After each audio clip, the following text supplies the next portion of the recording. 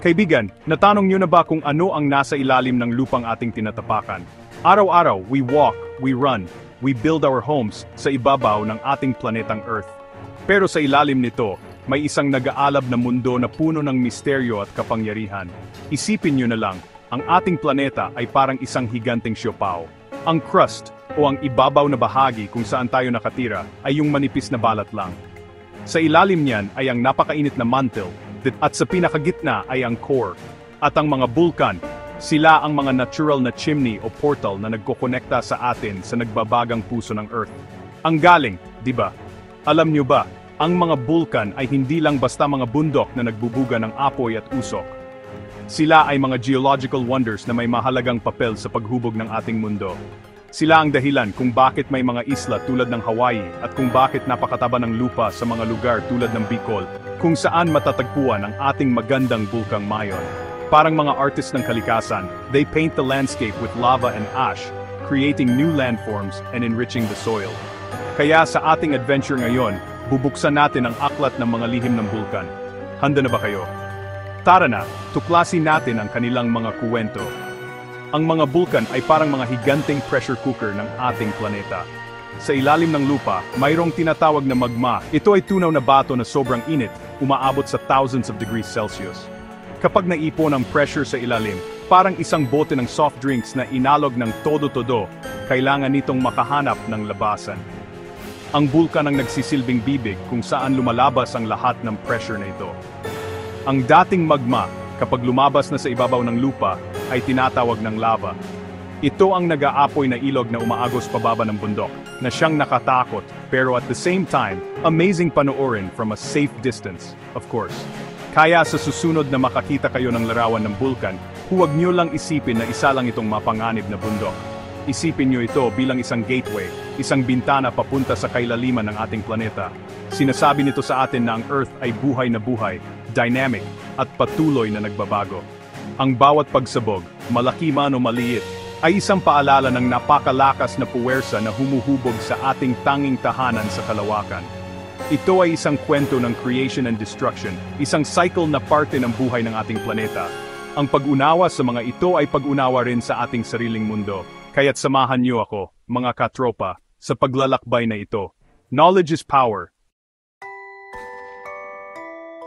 Naisip niyo na ba kung bakit ang mga bulkan ay parang may mga paboritong lugar kung saan sila tumutubo?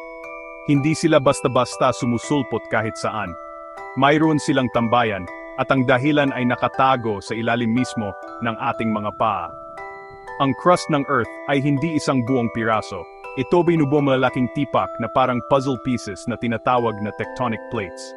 Ang mga platong ito ay palutang-lutang sa ibabaw ng semi-liquid na mantle at constantly moving. Ang paggalaw na ito, kahit sobrang bagal, mga ilang sentimetro lang bawat taon, ay ang sanhi ng mga lindol at siyempre ang pagbuo ng mga bulkan. Ang galing ng science. Ang Pilipinas, kasama ang Japan, Indonesia at ang West Coast ng Americas, ay parte ng tinatawag na Pacific Ring of Fire. Hindi ito isang lugar na may literal na apoy, mga kaibigan. Isa itong 40,000 kilometer long na hugis horseshoe na belt kung saan nagkikita-kita ang iba't ibang tectonic plates. Dito nangyayari ang karamihan sa mga lindol at pagsabog ng bulkan sa buong mundo. Humigit kumulang 75% ng mga bulkan sa Earth ay nandito. Kapag ang dalawang plato ay nagbanggaan, yung isang plato ay lumulubog sa ilalim ng isa pa sa prosesong tinatawag na subduction. Ang prosesong ito ay parang milagrong nagluluto ng magma sa ilalim ng lupa. Ang subduction zone na ito ang perpektong kusina para sa paggawa ng magma, habang lumulubog ang isang oceanic plate sa ilalim ng isa pang plate. Dala nito ang tubig at sediments. Dahil sa sobrang init at pressure sa ilalim, ang mga ito ay natutunaw at nagiging sanhi para matunaw din ang mga bato sa paligid, creating a large body of magma. Dahil ang magma ay mas magaan kaysa sa solidong bato sa paligid nito, unti-unti itong umaakyat patungo sa ibabaw. Kapag nakahanap ito ng butas o mahinang parte ng crust, doon na nabubuo ang isang bulkan.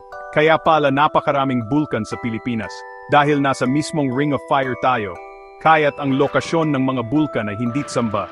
Ito ay resulta ng isang grandiosong sayaw ng mga tectonic plates na nangyayari sa loob ng milyon-milyong taon. Ang bawat bulkan na nakikita natin ay isang testamento sa walang tigil na paggalaw at pagbabago ng ating planeta. Mula sa Mount Fuji ng Japan hanggang sa Mount Rainier ng Amerika. At siyempre, ang ating sariling Pinatubo at Taal, lahat sila ay anak ng Ring of Fire. Ang pagintindi sa plate tectonics ay parang pagkuha ng backstage pass sa pinakamalaking palabas ng kalikasan. Kaya naman pala, the Earth is alive and kicking. Literally. Hindi lahat ng bulkan ay magkakamuha, mga katropa. Parang mga tao, mayroon din silang iba't ibang personality at itsura. Ang pinakakilalang hugis ay ang stratovolcano o composite volcano. Ito yung classic na cone shape na parang sa mga drawing, tulad ng ating ipinagmamalaking bulkang Mayon. Nabubuo ito mula sa sunod-sunod na patong ng makapal at malagkit na lava, abo at mga pira-pirasong bato. Dahil malagkit ang kanilang lava, hindi ito umaagos ng malayo, kaya naman tumataas at nagiging matarik ang kanilang hugis. Ang mga pagsabog nito ay kadalasang malakas at mapanganib dahil sa naipong pressure sa loob. Mayroon din namang tinatawag na shield volcanoes.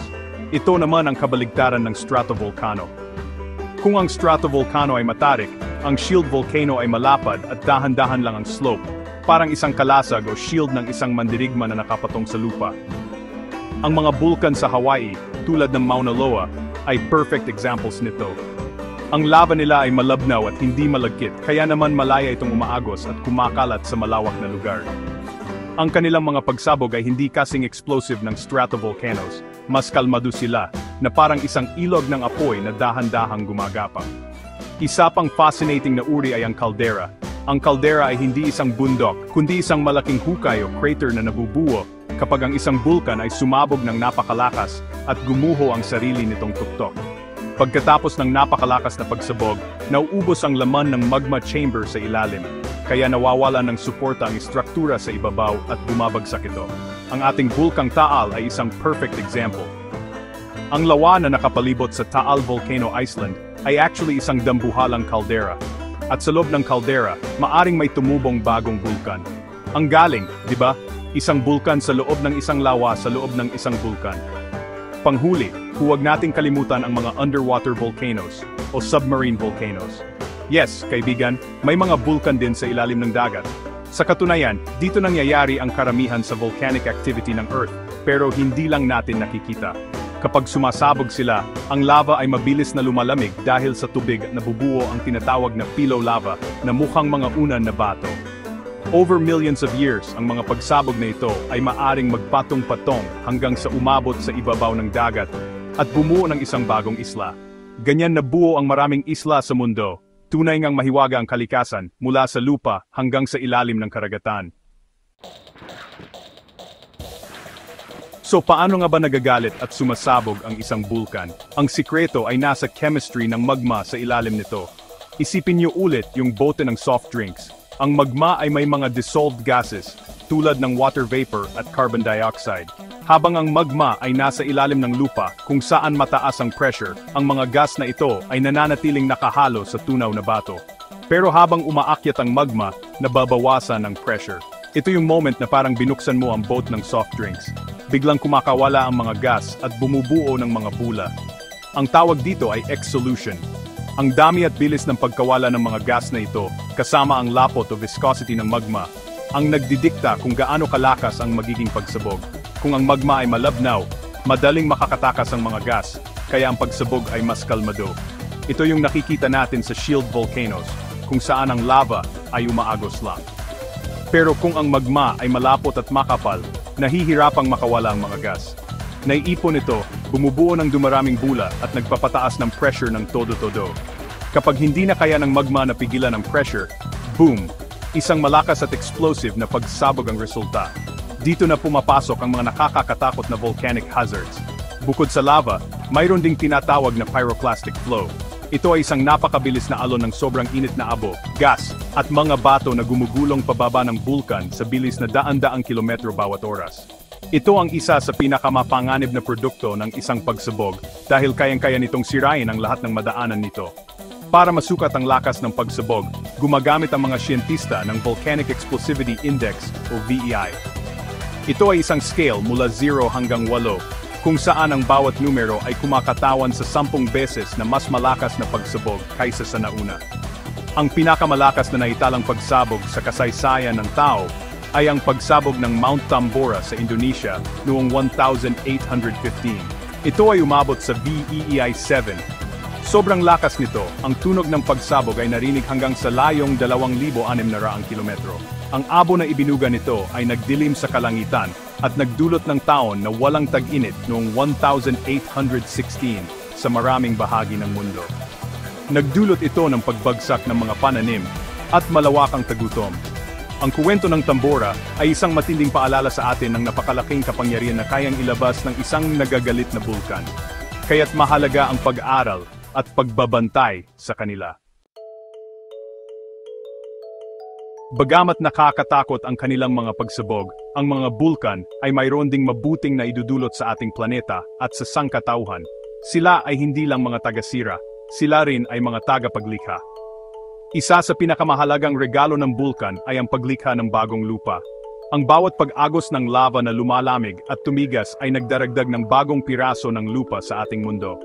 Ang buong Hawaiian Archipelago, halimbawa, ay resulta ng milyon-milyong taon ng walang tigil na volcanic activity mula sa isang hotspot sa ilalim ng Pacific Ocean.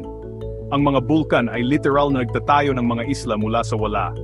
Bukod sa paglikha ng lupa, ang mga bulkan ay nagsisilbi ring natural fertilizer factory.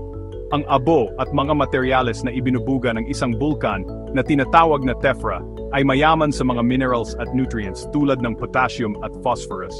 Kapag ang mga ito ay kumalat sa kalupaan, dahan-dahan itong humahalo sa lupa at ginagawa itong sobrang fertile o mataba.